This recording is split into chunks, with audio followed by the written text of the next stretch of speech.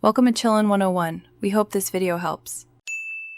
You already have the essentials: Visual Studio 2019 and the ASB. NET workload, now create the project. Choose ASB. NET Core Web App if you want cross-platform or ASB. NET MVC for full. NET Framework. Name the project clearly, set location, and select the framework version.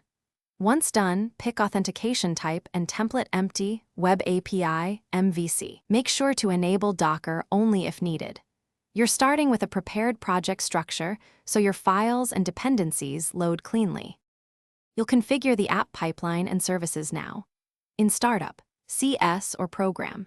CS register services like MVC, authentication, and entity framework. Configure middleware order, exception handling, static files, routing because order matters. Update app settings. JSON with connection strings and environment settings, then scaffold or add controllers and views. Install required NuGet packages and restore.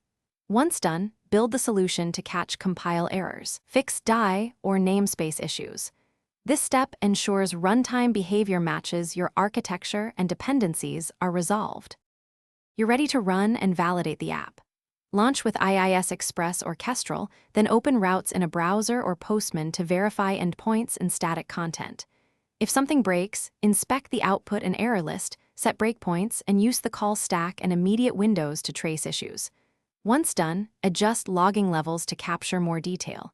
A key troubleshooting tip: if dependencies or builds fail, clear NuGet caches, rebuild solution, and confirm SDK/framework versions, match your project settings. Thanks for watching.